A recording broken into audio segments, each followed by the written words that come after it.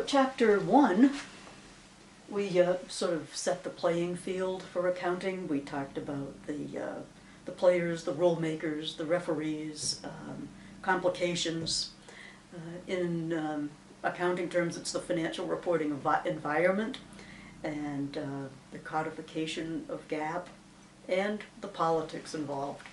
So chapter 2, we got into the conceptual framework in more detail, which is really provides us with the ground rules of the game. And now in chapter 3, we actually get to play the game. Chapter 3, we're going to be, is really a review of all of AC 101 and 102 wrapped up in one chapter that's much more complicated than anything you ran into there.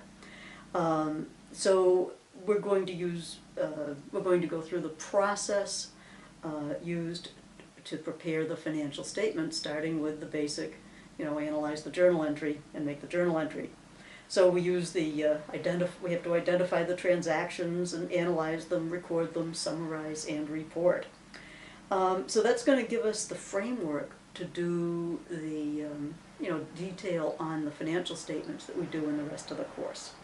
Okay, so good news and the bad news. The good news is that most accounting systems are computerized. So you're going to be using Peachtree, QuickBooks, some computer system that all you have to do is make the journal entry, and if you've done it right, it will provide you with all the reports you need.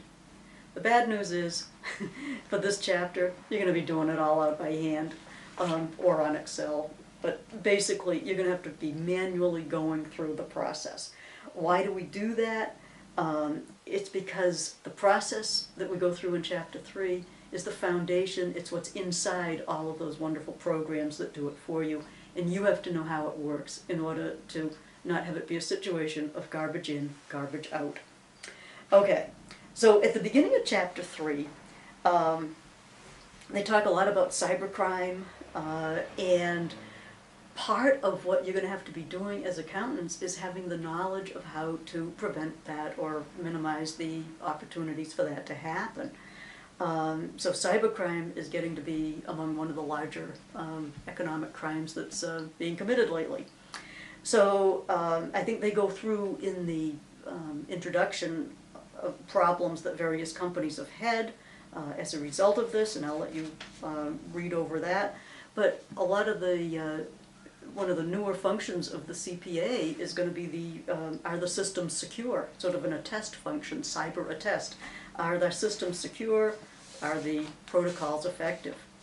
Okay, so the book takes you through that. I mean, in accounting, systems may seem a little boring, mundane, but there's a lot of new and interesting reasons. Well, there's a lot of new and interesting uses of accounting data that gives us all the more incentive to have the accounting data be accurate, faithful representation, and all the things we learned in chapter 2. So we get the suspicious activity laws that require accountants to report questionable transactions to the Treasury Department, money laundering, bribes, wire transfer to terrorists. You have to have the accounting systems in order to find these things. There was a pharmaceutical network that was selling controlled drugs, basically illegal drugs, without prescriptions on websites with headquarters in South America, web servers in the Middle East. And so they got 18 indictments after uncovering wire transfers here, and about $9 million was recovered. So suspicious activity laws, that's something you have to be aware of.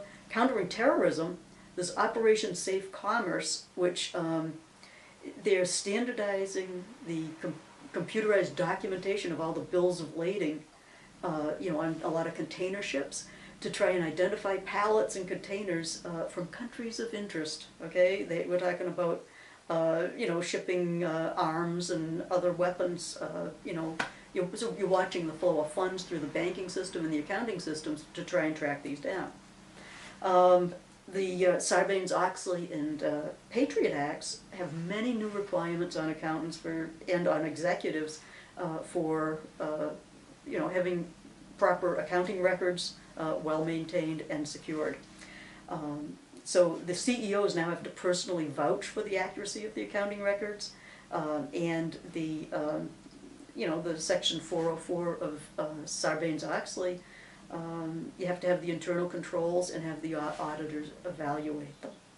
Okay, Patriot Act, you're trying to intercept and, you know, intercept anything related to terrorism. And so this is where they're monitoring, banks have to monitor their accounts in foreign institutions for possible fraudulent use. And so there's a lot of penalties if they don't comply. So there's a lot of real good incentives to understand exactly how this rather boring accounting debits and credits work. Okay.